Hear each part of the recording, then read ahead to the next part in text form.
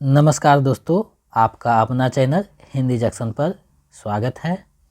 मैं परवेश कुमार सिन्हा आज फिर आप लोगों के बीच एक महत्वपूर्ण वीडियो लेकर उपस्थित हुआ हूं। अगर आप नए हैं तो चैनल को सब्सक्राइब कर दें, बेल आइकन को दबा दें ताकि मेरे आने वाला वीडियो का नोटिफिकेशन आपको मिलता रहे। और इस वीडियो को दोस्तों में ज़्यादा से ज़्यादा शेयर करें ताकि सभी लोग इसका लाभ उठा सकें। दोस्तों, जैसा कि आप सभी को पता है कि हम लोग स्टेट हिंदी पेपर 2 का तैयारी कर रहे हैं। तो अगर आप बिहार स्टेट हिंदी पेपर 2 का तैयारी कर रहे हैं तो ये वीडियो आपके लिए काफ़ी महत्वपूर्ण होने जा रहा है, क्योंकि इसमें हम लोग दोनों ओर प्रेम पड़ता है मैथिली शरण गुप्त की कविता है जो सिलेबस में लगा हुआ है, तो उसी को देखेंगे। कविता, उसके बाद उसका व्याख्या और इससे संबंधित जो महत्वपूर्ण MCQ है उसको भी देखेंगे। और साथ ही साथ रचनाकार से संबंधित जो महत्वपूर्ण बातें हैं जो परीक्षा के व्यू से महत्वपूर्ण है, उन सारी चीज़ों को भी देखने वाले हैं। तो इस दृष्टि से ये वीडियो आपके लिए काफ़ी महत्वपूर्ण हो जाता है। तो आप वीडियो के अंत तक बने रहिएगा और अपनी तैयारी को जो है संपूर्णता दीजिएगा, क्योंकि इस बार जो है एग्ज़ाम में प्रश्न अंदर से बनेंगे। तो आप लोगों को जो है गहरी अध्ययन होनी चाहिए। तो आप लोग वीडियो के अंत तक बने रहिएगा ताकि आपका जो है स्टडी अच्छे ढंग से हो सके। तो चलिए बिना देर करते हुए आज के टॉपिक को देखते हैं। आप देख पा रहे हैं दोनों ओर प्रेम पड़ता है कविता यहाँ है, उसके रचनाकार मैथिली शरण गुप्त हैं। तो सबसे पहले मैथिली शरण गुप्त के बारे में हम लोग जानेंगे, उसके बाद कविता को पढ़ेंगे और उसके भावार्थ को समझेंगे, व्याख्या को देखेंगे। अगर आप मेरे चैनल से जुड़ना चाहते हैं, जितने क्लास हुए हैं, जितने होंगे, जितने प्रैक्टिस सेट हुए हैं, जितने होंगे, सारे का PDF पाना चाहते हैं तो आपको 199 रुपया मेरे नंबर 7261815307 पे पेमेंट करके उसका स्क्रीनशॉट हमें भेज दीजिएगा। आप किसी भी माध्यम से पेमेंट कर सकते हैं, फ़ोनपे, गूगल पे। और उसका स्क्रीनशॉट जब हमें व्हाट्सएप कीजिएगा तो हम आपके व्हाट्सएप पे PDF प्रोवाइड करवा देंगे। और मेरे टेलीग्राम चैनल से भी जुड़कर आप तैयारी को बेहतर कर सकते हैं। तो चलिए सबसे पहले देखते हैं कि मैथिली शरण गुप्त का क्या परिचय है। मैथिली शरण गुप्त का जन्म 3 अगस्त 1886 में पिता सेठ रामचरण कनकने और माता काशी बाई की तीसरी संतान के रूप में उत्तर प्रदेश में झांसी के पास चिरगांव में हुआ। 12 वर्ष की अवस्था में ब्रजभाषा में कनकलता नाम से कविता रचना आरंभ किया। प्रथम काव्य संग्रह रंग में भंग तथा बाद में जयद्रथ वध प्रकाशित हुई। उन्होंने बंगाली के काव्य ग्रंथ मेघनाथ वध ब्रजांगना का अनुवाद भी किया। देखिए यहाँ बहुत सी बातें निकल कर आ गई कि इनका जो जन्म है 1886 में हुआ था, चिरगांव उत्तर प्रदेश झांसी में। जब ये 12 वर्ष के हुए तो कनकलता नाम से ब्रज भाषा में कविताएं लिखते थे।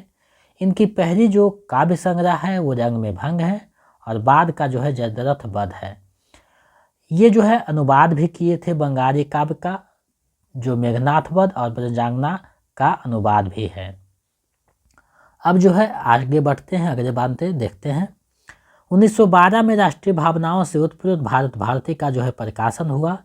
संस्कृत के प्रसिद्ध ग्रंथ सापन वसवदता जो भास्कर का अनुवाद प्रकाशित किया। गांधी जी ने उन्हें राष्ट्र कवि की संज्ञा प्रदान की और 16 अप्रैल 1941 को वे व्यक्तिगत सत्याग्रह में भाग लेने के कारण गिरफ्तार कर दिए गए। पहले उन्हें झांसी फिर आगरा जेल में भेजा गया। आरोप सिद्ध न होने के कारण उन्हें 7 महीने बाद छोड़ दिया गया। यानी इन्हें जो है राष्ट्र कवि का जो उपाधि है महात्मा गांधी दिए हैं, ये आपको ध्यान में रखना है क्योंकि BPSC Tier 1 में ये प्रश्न पूछा गया था। इन्हें जो है 1952 से 64 तक राज्यसभा के लिए सदस्य मनोनीत किया गया और ये 1948 में आगरा विश्वविद्यालय से डिलीट की उपाधि प्राप्त किया। 1953 में भारत सरकार ने इन्हें पद्म विभूषण से सम्मानित किया। 1954 में साहित्य एवं शिक्षा के क्षेत्र में पद्म विभूषण से जो है सम्मानित किया गया था। वही यहाँ जो है पद्म भूषण 1953 में है, वही 54 है। 12 दिसंबर 1964 को गुप्त जी सदा के लिए सो गए, यानी मृत्यु हो जाती है। तो देख सकते हैं इनकी साहित्य कितनी प्रसिद्ध था कि राज्यसभा सदस्य के लिए सरकार को जो है झुकना पड़ा, मनोनीत करना पड़ा। तो ये बातें यहाँ से निकल कर आई। अब इनके जो प्रमुख रचनाएं हैं उसको देख लेना जरूरी है क्योंकि यहाँ से प्रश्न बनते हैं। तो रंग में भंग 1909 में, जयद्रथ वध 1910 में, भारत भारती 1912 में, किसान 17 में, शकुंतला 23 में, पंचवटी 25 में, अनघ 1925 में, हिंदू 1927 में, त्रिपथगा 1928 में, शक्ति 1928 में, गुरुकुल 29 में, विकट भट्ट 1929 में, साकेत जो है 1931 में है, बहुत महत्वपूर्ण है, यशोधरा 33 में बहुत महत्वपूर्ण है, द्वापर 1936 में बहुत महत्वपूर्ण है, नहुस 1940 में। उसके बाद और इनकी रचनाएं हैं जो PDF आपको दे दिया जाएगा, उसे आप देख सकते हैं और जो है इसका अध्ययन कर सकते हैं। मुख्यतः जो था मैंने उस बता दिया। अब जो है हम लोग कविता को देखेंगे, क्योंकि मुख्यतः जो है कविता से प्रश्न बनता है, तो आपको कविता देखना बहुत ज़रूरी है, क्योंकि कविता जब पढ़े रहिएगा तो आपको समझ में आएगा कि पंक्ति कहना क्या चाह रहा है। तो अब हम लोग पहले कविता को बारी बारी से देखते हैं, पद को कहना क्या चाह रहा है। दोनों ओर प्रेम पड़ता है, ये जो कविता है मैथिली शरण गुप्त की रचना साकेत जो है, जो 1931 में प्रकाशित हुई थी, उसके 9वां सर्ग से ये कविता लिया गया है। आप सभी को जानकारी के लिए बता दें कि साकेत जो है वो लक्ष्मण की जो पत्नी है उर्मिला, उसी को जो है नायिका के रूप में प्रस्तुत करके ये जो लिखा गया है। तो यहाँ देखिए, दोनों ओर प्रेम पड़ता है के माध्यम से जो है उर्मिला के जो प्रेम है लक्ष्मण के प्रति, उसके भाव को यहाँ कवि ने दिखाया है और बताया है कि एक तरफ से प्यार नहीं है, प्रेम नहीं है, दोनों ओर से है, एक दूसरे के बिना कोई जी नहीं सकता, हमारा प्रेम ऐसा है। तो कवि ने बड़े ही मनोहर दृष्टि से यहाँ दिखाया है चीज़ें को। रामायण में जो अछूता रह गया था, जहाँ तक कोई भी रचनाकार नहीं पहुँचे थे, वहाँ पहुँचकर मैथिली शरण गुप्त जो है साकेत में लक्ष्मण की जो पत्नी थी, 14 वर्ष तक जब लक्ष्मण वनवास थे, उस समय जो है अकेला जो जीवन बिताया था उर्मिला, उसी को केंद्र में रखकर जो है ये रचना की गई है। तो उर्मिला के माध्यम से यहाँ भाव विहरता जो है उसको कवि ने दिखाया है, और उर्मिला की जो त्याग है, प्रेम है, उसको स्थापित किया है। तो उसी को हम लोग देखेंगे। देखिए कविता स्टार्ट होता है, दोनों ओर प्रेम पड़ता है, सखी पतंग भी जलता है, हाँ दीपक भी जलता है। पतंग मतलब हो गया कीट पतंग, दीपक मतलब आप लोग जानते हैं ज्वाला। यानी सखी कहती है अपने सखी से कि सखी पतंग भी जलता है, हाँ दीपक भी जलता है, क्योंकि दोनों ओर प्रेम पड़ता है। यानी दीपक जब जलेगा तो कीट पतंगे उसके नज़दीक जाएंगे, कितना हूँ अगर दीपक मना करेगा लेकिन उसके पास आए बिना नहीं रहेगा और अंत में उसके ज्वाला से जलकर समाप्त हो जाएगा। तो देखिए प्यार में कैसा होता है, प्रेम में कैसा त्याग है, ये बताया गया है इस कविता के माध्यम से कि एक दूजे के बिना रहना असंभव है और साथ रहेगा तो मृत्यु भी आ सकती है। तो यहाँ जो है लक्ष्मण और उर्मिला को जो है पतंग और दीपक के माध्यम से स्थापित करके उनके जो दोनों ओर का प्रेम है उसको कवि ने स्थापित किया है। अब आगे हम लोग अगले पद को देखते हैं। शीश हिला कर दीपक कहता, बंधु वृथा ही तू क्यों दहता, पर पतंग पर कर ही रहता, कितनी बिहरता है, दोनों ओर प्रेम पड़ता है।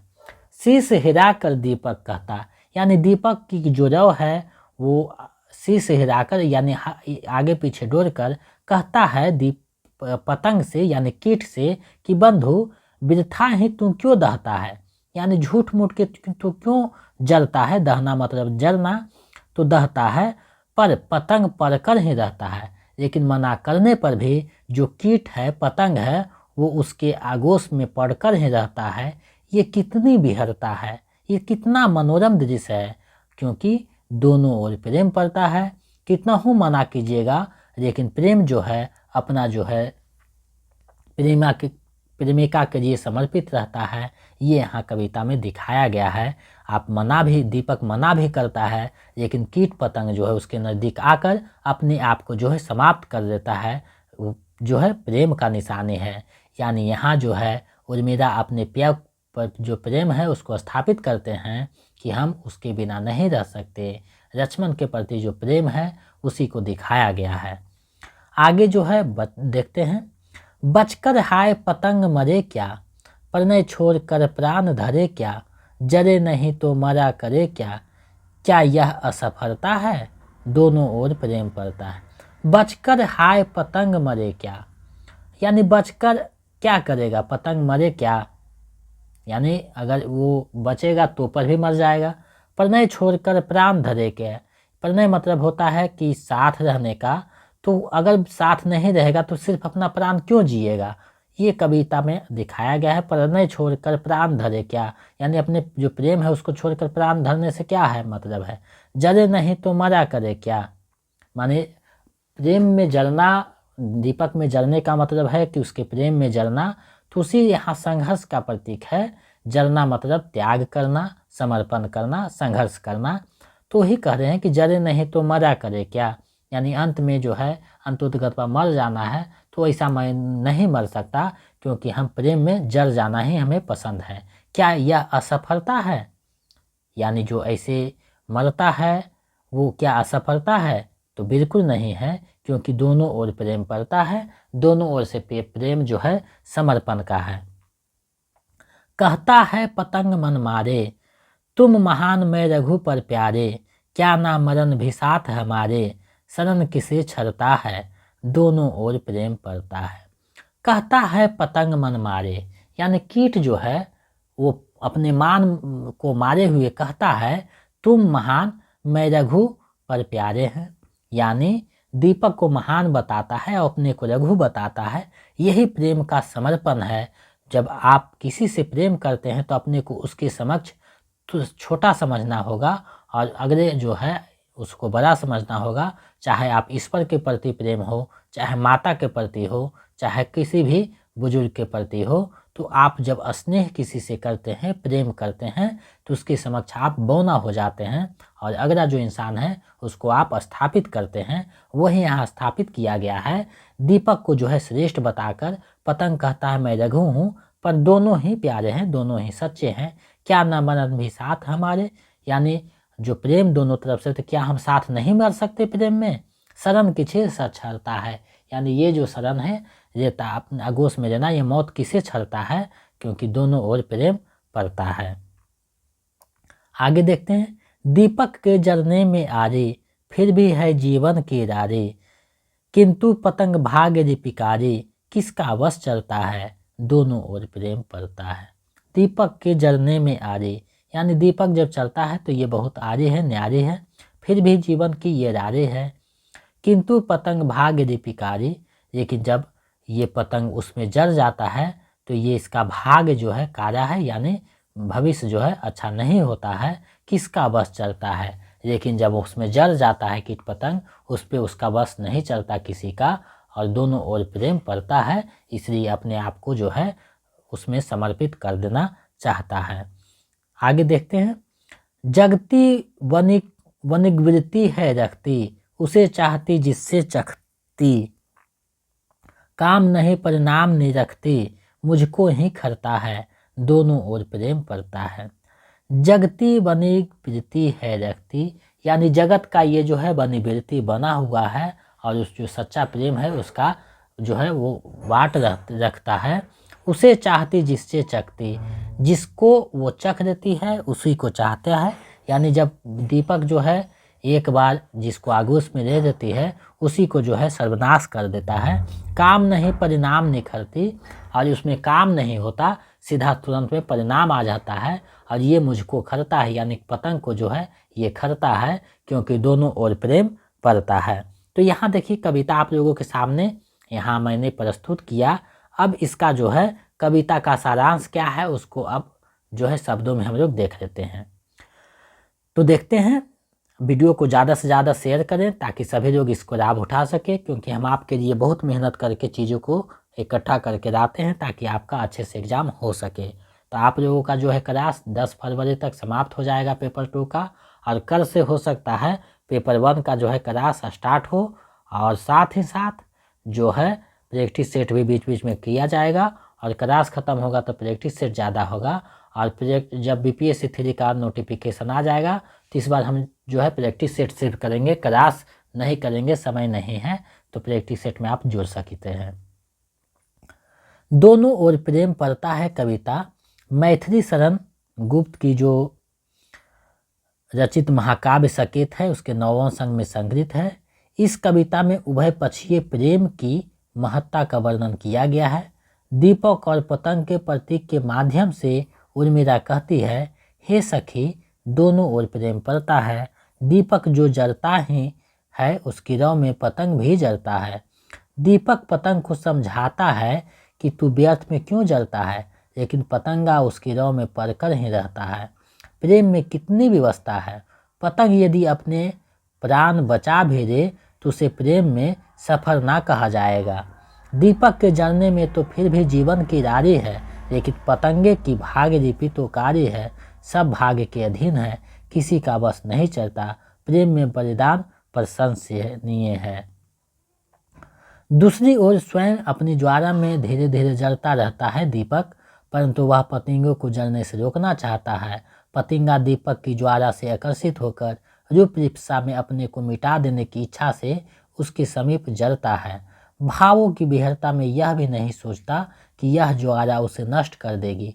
दूसरी ओर दीपक प्रेम की अग्नि में जलते हुए भी प्रेमी को उस जलन से बचाना चाहता है। यह सिर हिलाकर पतंगे को अपने समीप न आने को कहता है या आने से मना करता है, परंतु पतंगा कब मानता है। वह दीपक ज्वाला में उत्सर्ग होकर ही रहता है। इस प्रकार दीपक और पतंगे दोनों में ही भावों की विहरता दर्शनीय है। प्रेम में उत्सर्ग होकर पतंगा अपनी विहरता का परिचय देता है और इसे रोकने का प्रयास करता है।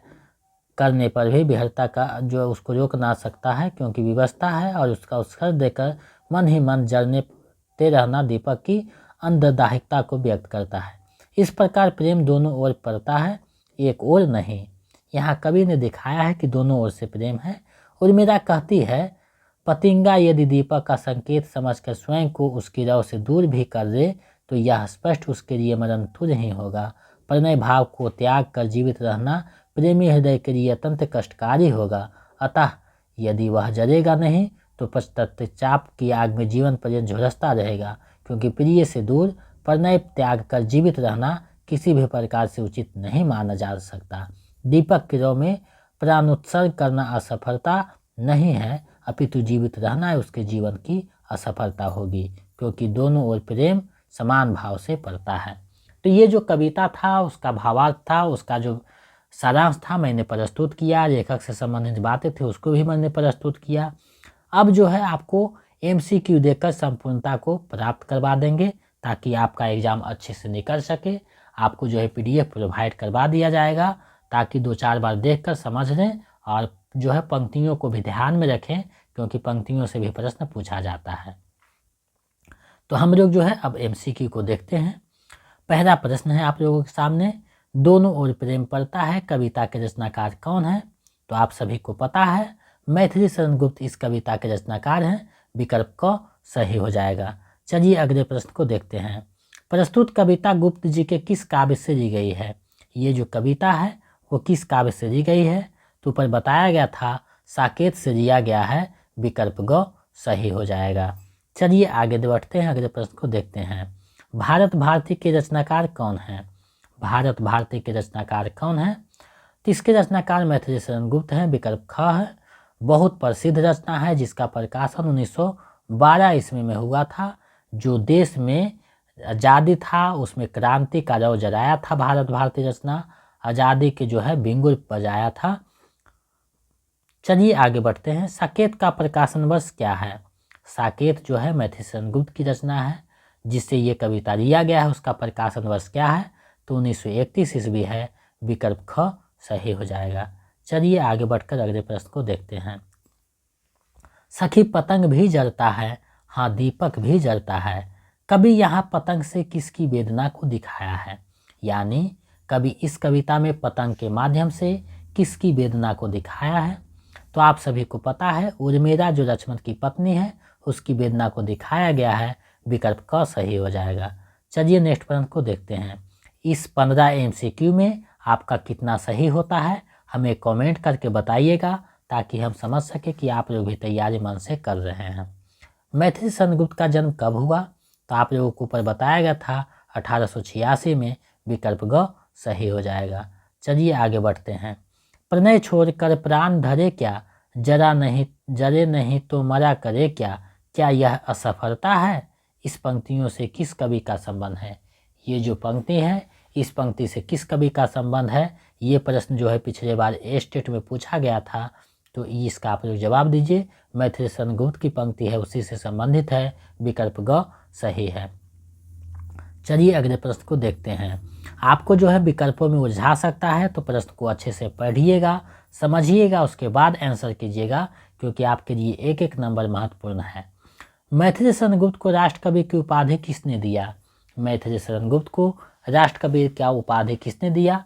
तो महात्मा गांधी ने दिया था। भारतीय रचना जब किए, देश में आज़ादी के जो दौर था उसमें जो है जोरन डालने का काम किया, आग में घी डालने का काम किया, इसलिए महात्मा गांधी ने खुश होकर इन्हें राष्ट्र कबीर की उपाधि दिया। चलिए आगे बढ़ते हैं। निम्न में मैथिली शरण गुप्त की रचना कौन सी है? इनमें से कौन सी रचना मैथिली शरण गुप्त की है? तो किसान भी है, अनघ भी है, यशोधरा भी है, इनमें से सभी हो जाएगा, विकल्प घ सही हो जाएगा। चलिए आगे बढ़ते हैं। मैथिली शरण गुप्त की प्रथम काव्य संग्रह कौन है? मैथिली शरण गुप्त की प्रथम काव्य संग्रह कौन है? तो रंग में भंग इसकी जो है प्रथम काव्य संग्रह है, विकल्प ख सही हो जाएगा। चलिए आगे बढ़ते हैं। दोनों ओर प्रेम पड़ता है कविता साकेत के किस सर्ग से लिया गया है? साकेत जो महाकाव्य है उसके किस सर्ग से लिया गया है, ये कविता आपको बताना है। तो ये 9वें सर्ग से लिया गया है, विकल्प क सही हो जाएगा। चलिए अगले प्रश्न को देखते हैं। बंधु बिरथा ही तो क्यों दहता, पर पतंग पर कर ही रहता, कितनी विहरता है? उपयुक्त पंक्ति के रचनाकार कौन है? तो इसके रचनाकार मैथिली शरण गुप्त हैं, विकल्प घ सही हो जाएगा। चलिए आगे बढ़ते हैं। प्रस्तुत कविता की नायिका कौन है? ये जो नायिका प्रधान कविता संग्रह है, इसके जो नायिका कौन है? तो उर्मिला को इसमें नायिका के रूप में प्रस्तुत किया गया है, तो विकल्प ख सही हो जाएगा। चलिए आगे बढ़ते हैं, अगले प्रश्न को देखते हैं। कहता है पतंग मन मारे, तुम महान मैं रघु पर प्यारे, क्या नाम मरण भी साथ हमारे, शरण किसे छलता है? उपयुक्त पंक्ति किसका है? ये जो पंक्ति है वो किसका है? तो मैथिली शरण गुप्त की ये पंक्ति है, विकल्प ख सही हो जाएगा। यहाँ जब एक कविता से पंक्ति है तो आप लोग अंदाजा भी लगा देते हैं, लेकिन वहाँ जब सभी मिला कर देगा तो वहाँ उलझ जाइएगा, इसलिए आप लोग कविता को अच्छे से पढ़िएगा, एक एक चीज़ों को देखिएगा, ताकि आपका रिजल्ट अच्छे से हो सके। जयद्रथ वध के रचनाकार कौन है? जयद्रथ वध के जो रचनाकार हैं कौन है? तो मैथिली शरण गुप्त की ये रचना है, विकल्प क सही हो जाएगा। तो ये जो 15 MCQ थे, इसमें आपका कितना सही होता है हमें कमेंट करके बताइएगा, और जो है वीडियो को ज़्यादा से ज़्यादा शेयर कर दीजिएगा ताकि सभी लोग इसका लाभ उठा सके।